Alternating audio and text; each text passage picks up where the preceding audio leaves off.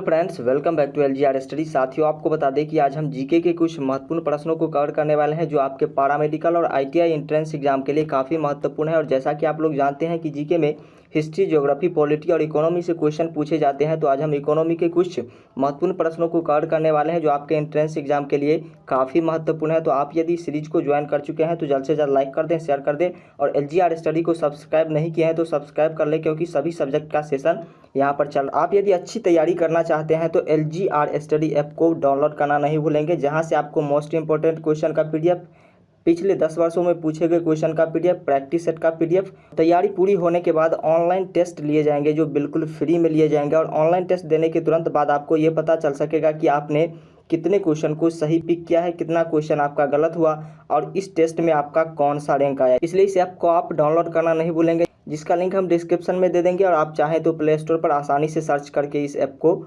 Download कर सकते हैं। तो आइए फर्स्ट क्वेश्चन की ओर बढ़ते हैं। फर्स्ट क्वेश्चन है, ऑपरेशन फ्लड किस कार्य से संबंधित है?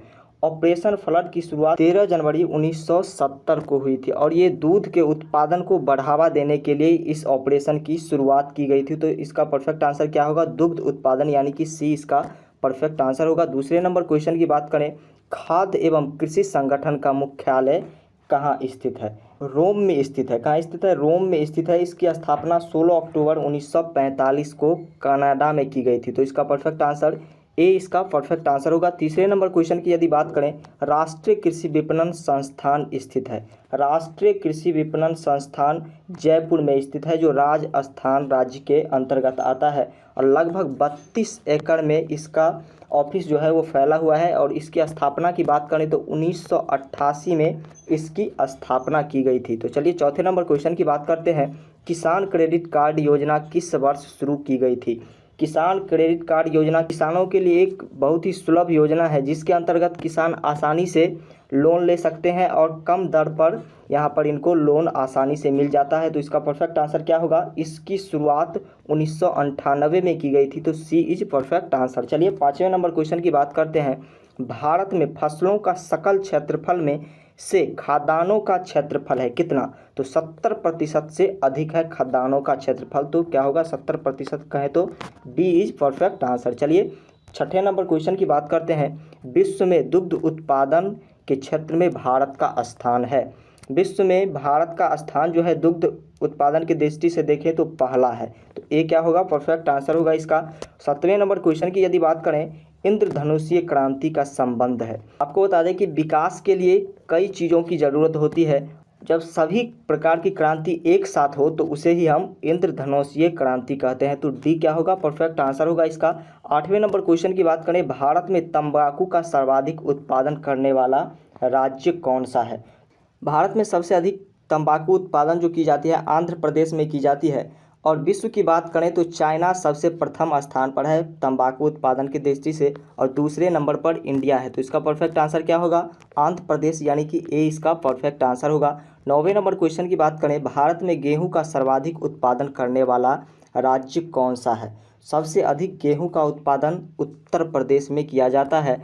और मक्का के बाद विश्व में सबसे अधिक किसी फसल की उत्पादन की जाती है तो वो है गेहूं। तो इसका परफेक्ट आंसर क्या होगा? डी इसका परफेक्ट आंसर होगा, उत्तर प्रदेश। 10वें नंबर क्वेश्चन की बात करें, मोबाइल फ़ोन का प्रयोग करने वाला लोगों की सर्वाधिक संख्या किस देश में है? सबसे अधिक मोबाइल फ़ोन की इस्तेमाल जो की जाती है वो अमेरिका में की जाती है। लगभग 294.15 मिलियन लोग अमेरिका में मोबाइल फ़ोन का उपयोग करते हैं। तो बी परफेक्ट आंसर होगा इसका, अमेरिका। 11वें नंबर क्वेश्चन की बात करें, विश्व में सेल फोन का सबसे बड़ा उत्पादक देश कौन सा है?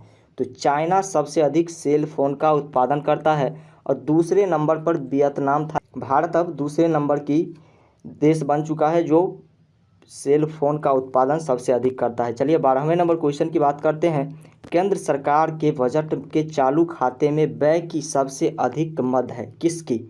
प्रतिरक्षा व्यय की, ब्याज भुगतान की, केंद्रीय आयोजना की, या फिर इनमें से कोई नहीं? तो इसका परफेक्ट आंसर होगा केंद्रीय आयोजना, यानी कि सी इसका परफेक्ट आंसर होगा। 13वें नंबर क्वेश्चन की बात करें, निम्नलिखित प्रत्यक्ष करों में से किस कर से सरकार को अधिकतम राजस्व की प्राप्ति होती है? तो वो कर है निगम कर। और निगम कर जो ली जाती है ये कंपनी को जो लाभ होता है उसका जो कर टैक्स लिया जाता है उसे ही हम निगम कर कहते हैं, और इसे राज्यों में बांटा नहीं जाता है, यानी कि इसमें किसी भी राज्य की हिस्सेदारी नहीं होती है, केंद्र सरकार का ये पूरा का पूरा कर होता है। तो इसका परफेक्ट आंसर क्या होगा? डी, यानी कि निगम कर इसका परफेक्ट आंसर होगा। 14वें नंबर क्वेश्चन की यदि बात करें, भारत सरकार के बजट में कुल घाटे में किस घाटे का सबसे अधिक योगदान है? राजकोषीय घाटा का सबसे अधिक योगदान है, तो इसका परफेक्ट आंसर ए होगा। चलिए 15वें नंबर क्वेश्चन की बात करते हैं। भारत सरकार के बजट के आंकड़ों में कुल व्यय और कुल प्राप्ति के बीच अंतर को क्या कहा जाता है? तो इसे कहा जाता है बजटीय घाटा। कुल खर्च और कुल जो आमदनी होती है इसके बीच जो अंतर होता है उसे बजटीय घाटा कहा जाता है। तो C option is correct answer. चलिए 16वें नंबर क्वेश्चन की बात करते हैं। निम्नलिखित में से कौन सा साधन केंद्र सरकार के राजस्व का स्रोत नहीं है? कृषि आयकर ये केंद्र सरकार के अधीन नहीं आता है। कृषि टैक्स जो वसूला जाता है वो राज्य सरकार द्वारा वसूला जाता है, तो ए परफेक्ट आंसर होगा 16वें नंबर क्वेश्चन का। और 17वें नंबर क्वेश्चन की बात करें, गैर योजना खर्च का सबसे महत्वपूर्ण मद कौन सा है?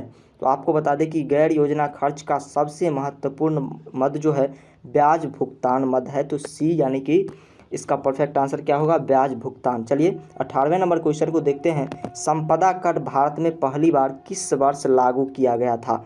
1957 में किया गया था। कब किया गया था? 1957 में। और संपदा कर होता क्या है ये भी आप जान लीजिए। तो संपदा कर उसे कहते हैं जो अचल संपत्ति पर लगाया जाता है, जैसे भवन, दुकान या फिर निजी कोई मकान हुआ, इन सभी पर जो कर लगाया जाता है उसे हम, और भूमि, इस सब पर जो कर लगता है उसे ही हम संपदा कर कहते हैं। तो इसका परफेक्ट आंसर क्या होगा? 1957 यानी कि बीज perfect answer.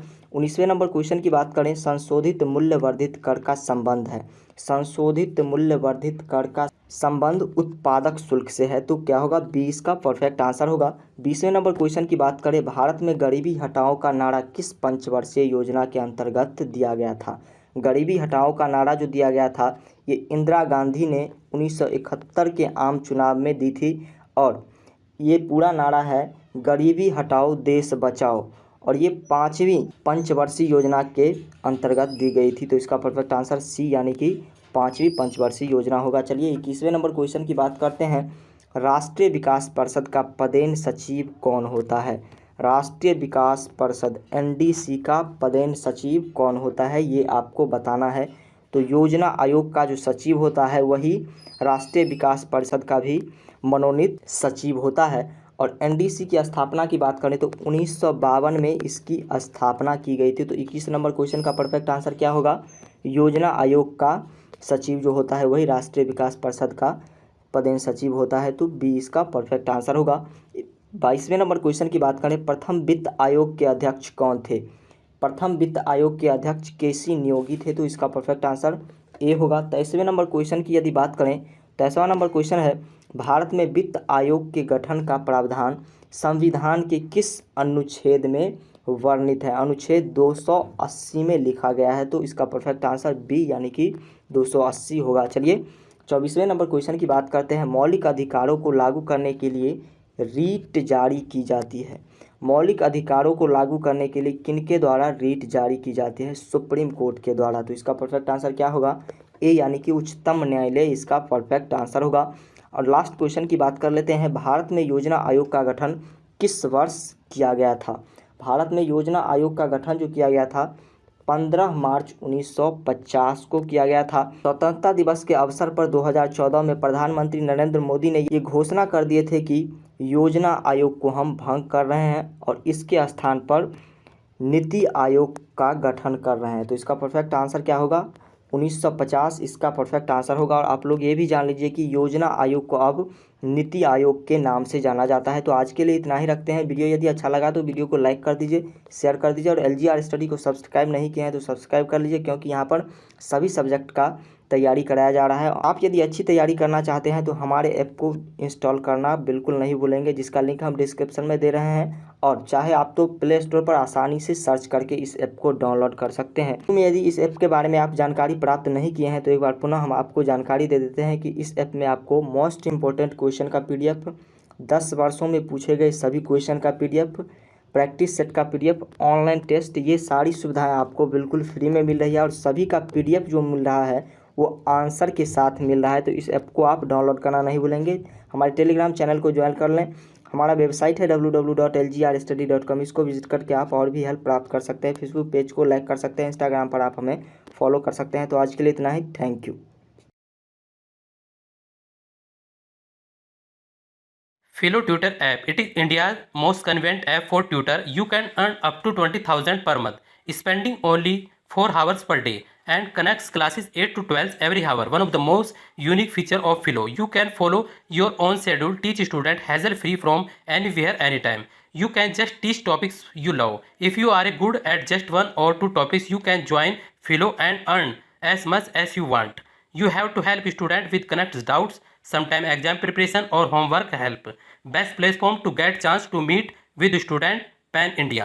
And you can simply register with mobile number and get OTP, one verified with PAN, upload and simply work with Philo. Pay out easily monthly payment with extra initiative. जितना पढ़ाओगे उतना कमाओ।